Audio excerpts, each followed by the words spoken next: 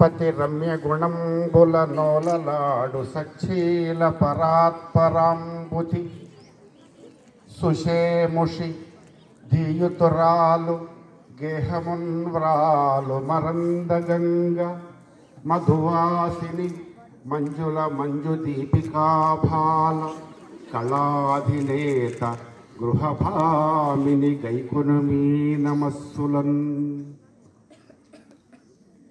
ప్రధానాచార్యుడు madam గారికి, సోదర ఉపాధ్యాయుని మనులకు, ఉపాధ్యాయేతర మనులకు, వంటశాలలో పనిచేసే ప్రతి మహిళకు అందరికీ కూడా పేరు పేరున అంతర్జాతీయ మహిళా దినోత్సవ శుభాకాంక్షలు తెలుపుతున్నాను. ఒకసారి త్రిమూర్తులు బ్రహ్మ విష్ణు మహేశ్వరులు ఒక మీటింగ్ పెట్టుకున్నారు, కూర్చున్నారు. ఇద్దరిని సెలెక్ట్ చేయాలి, ఎట్లా సెలెక్ట్ చేయాలని చెప్పి ఆలోచిస్తున్నారు. ముగ్గురు ఏదేదో మాట్లాడి చివరికి ఒక నిర్ణయానికి వచ్చారు. ఈ సృష్టిని ఎలా సృష్టించాలి, ఎవరి చేతిలో ఉంటుంది? బ్రహ్మనేమో విష్ణుమూర్తి నాభి నుంచి పుట్టాడు అంటారు, శివుడు ఎట్లా పుట్టిండో ఎవరికి తెలియదు. ఎట్లా ఏం చేయాలి అంటే పురుషుడికి ఇద్దామా సృష్టిని, ఏది పిల్లలకు జన్మనిచ్చేటువంటి డ్యూటీ అనుకున్నారు. కష్టంలే, పురుషుడు అంత తట్టుకోవడం చాలా కష్టం అని చెప్పి ముగ్గురు ఒక నిర్ణయానికి వచ్చి సృష్టిని పోషించి సృష్టించేటువంటి 9 నెలలు కడుపులో మోసి ప్రసవించేటువంటి ఆ గుణాన్ని స్త్రీకి ఇవ్వాలని చెప్పి నిర్ణయించుకున్నారు. అప్పటి నుంచి ఎప్పుడైనా స్త్రీలే గర్భాన్ని దాలుస్తున్నారు. ఇంతవరకు పురుషులు ఎవరు గర్భం దాల్చినట్టుగా ఇక్కడ చరిత్రలో లేదు. అలాగే ఇంకొకటి, దేవుడు అనుకుంటున్నాడు మనం ముగ్గురు ఎప్పుడూ ఒక చోట ఉండలేము కదా, ఎప్పుడూ ఒక చోట ఉండము అనుకుంటున్నారు. అనుకుని సరే మనం ఒక చోట ఉండం కాబట్టి వాళ్ళ యొక్క కోరికలు తీర్చడానికి మనం అమ్మ అనే ఒక పాత్రను సృష్టిద్దాం. ఎవరైతే జన్మనిస్తారో వాళ్ళే ఒక దేవత లాగా భావించాలి అని ఈ 2 నిర్ణయాలు తీసుకున్నారు. అలాగే ఒకసారి క్షీరసాగర మథనం జరిగేటప్పుడు దేనికోసం, అమృతం కోసం వాళ్ళు మధిస్తూ ఉన్నారు. మధిస్తూ ఉంటే శివుడు మధిస్తూ ఉంటే ఫస్ట్ ఏవేవో కొన్ని వస్తువులు వచ్చినాయి.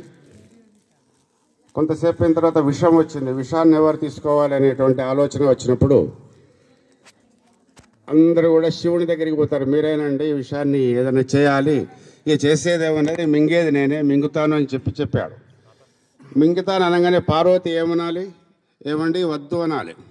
కానీ మింగెడువాడు విభుండని, మింగేవాడు భర్త అని తెలుసు, విభుడు అంటే భర్త.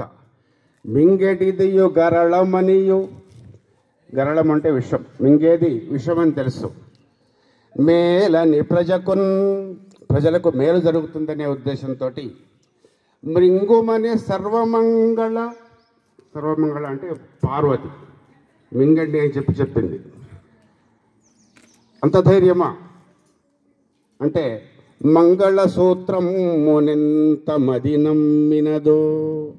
మంగళసూత్రాన్ని అంటే ఆమెకు ఆ మంగళసూత్రం మీద ఎంత భక్తి, ఎంత శ్రద్ధ, ఎంత ఇది ఉంటే ఆమె తన భర్తనే విషమింగుమని చెప్తుంది అని చెప్తారు. అలాగే హీ అంటే ఎవరు? అతడు. హీ పక్కన ఎస్ చేరిస్తేనే ఆ హీకి ఒక పరిపూర్ణత అనేటువంటిది సిద్ధిస్తుంది. అంటే హీకి పరిపూర్ణత సిద్ధించాలి, పురుషుడికి పరిపూర్ణత సిద్ధించాలి అంటే పక్కన ఎస్ చేర్చి షీ తప్పకుండా ఉండాలని చెప్తూ ఉంటారు. అలాగే మెన్ పక్కన ముందు WO ఉంటేనే ఆ మెన్కు పరిపూర్ణత అనేటువంటి సిద్ధిస్తుంది. కాబట్టి పురాణాల్లో కూడా మనం దేవుళ్ళను కూడా పిలిచేటప్పుడు సీతారాములు, రాధాకృష్ణులు, పార్వతీ పరమేశ్వరులు అని చెప్పి ముందు స్త్రీలనే పిలుస్తారు. కానీ తర్వాత భర్త పేరు ఎవరు కూడా ముందు పెట్టారు. మన పెళ్లి పత్రికల్లో కూడా శ్రీమతి అండ్ శ్రీ అని పెడతారు. స్త్రీకి మంచి ఒక చక్కనైనటువంటి పరిపూర్ణత ఉంది. భూమికి ఉన్నంత సహనం ఉంటుందట స్త్రీకి. అందుకోసమే కొన్ని బాధ్యతలు స్త్రీకే సృష్టిపరంగా అప్పచెప్పడం జరిగింది. అలాగే నేను స్త్రీని ఏమంటానంటే క్షుధాసుర సంహారిణి అంటాను. క్షుధ అంటే ఆకలి, అసుర అంటే రాక్షసు, క్షుధాసుర అంటే అసుర అనే ఆకలి అనేటువంటి రాక్షసిని సంహారిని సంహరించేది అంటే మనకు తిండి వండి పెట్టేటువంటి స్త్రీ ఎవరు? అమ్మ. కాబట్టి క్షుధాసుర సంహారిని అని చెప్పి పిలుస్తాం. ఈ విధంగా ప్రస్తుతం మన దేశం ఒక స్త్రీ చేతిలో ఉంది, ద్రౌపది ముర్ము. అలాగే మన దేశ రాజధాని ఢిల్లీ రేఖా గుప్తా గారి చేతిలో ఉంది. ఇంకా కొన్ని రాష్ట్రాలు అలాగే కొన్ని బ్యాంకులు స్త్రీకి ఏ పని ఇచ్చినా చేస్తుంది. ఆకాశంలో సగం అని చెప్తారు. నేను ఈ విషయంలో మన నవోదయాల్లో కానీ ఇతర ప్రదేశాల్లో కానీ స్త్రీకి 33% కాదు 50% రిజర్వేషన్ ఉండాలని చెప్పి నేను భావిస్తూ ఉంటాను. ఎందుకంటే వాళ్ళు చేయనటువంటి పని లేదు. ఎంతోసేపు నిలబడాల్సినటువంటి కండక్టర్ ఉద్యోగం కూడా చేస్తూ ఉన్నారు.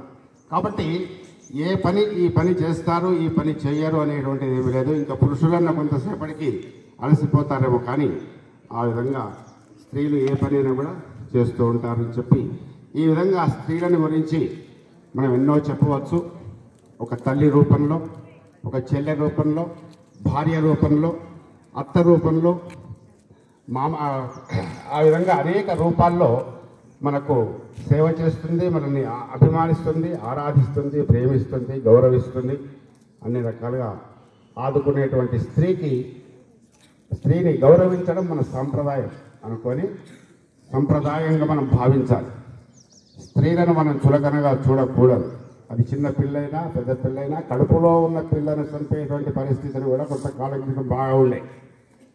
కడుపులో ఆడపిల్ల ఉంటే చంపేటువంటి వాళ్ళు. ఆ విధంగా చంపడం వల్ల ఇప్పుడు ప్రస్తుతం పెళ్లి చేసుకోవడానికి అమ్మాయిలు దొరకడం లేదు చాలామంది. ఆ విధమైనటువంటి పరిస్థితి కల్పించవద్దు. తప్పకుండా అందరినీ గౌరవించడం నేర్చుకోవాలి. స్త్రీలందరినీ ఏ స్థానంలో ఉన్నా, ఏ స్థాయిలో ఉన్నా, ఏ పరిస్థితిలో ఉన్నా గౌరవించాలి. బాధల్లో ఉన్నప్పుడు మనం విసుక్కోవడం, లేకపోతే ఇంకా వేరే సందర్భాల్లో మనం వాళ్ళని తిట్టడం ఇలాంటివి చేయవద్దు. కాబట్టి స్త్రీలను గౌరవించాల్సినటువంటి బాధ్యత ప్రతి పురుషుని మీద, సమాజం మొత్తం మీద ఉంది అని చెప్పి తెలియజేస్తూ చిట్ట చివరిగా నేను రాసిన ఒక పద్యం చదివి ముగిస్తాను. గురుదేవతవు నీవు చిరుపాపలకు ఇంట చదువు సంధ్యలో నేర్పు శారదాంబ. శారదాంబ అంటే సరస్వతి, తల్లి రూపంలో ఉండి చదువు సంధ్యలు నేర్పేటువంటిది. మలి దేవతలు నీవు కలికి వెన్నెల చిల్కు మంచి మాటలు నేర్పు మంగళాంగి. గృహదేవతవు నీవు ఇహమందు ఇంటిని చల్లగా చూసెడు చంద్రరేఖ. సతిదేవతవు నీవు పతిని ప్రేమమ్ముతో అమ్మవై పాలించు ఆత్మబంధు. నువ్వు నవ్వగా బ్రతుకులో పువ్వులెసగు, నీవు పల్కగా ప్రేమలో నిశిదొలంగు. మరచిపోలేము నీ దివ్య మానసమును, మరచిపోలేము నీ దివ్య మానసమును. అందుకోవమ్మ అభివాద కందళములు, అందుకోవమ్మ అభివాద కందళములు. ధన్యవాదాలు.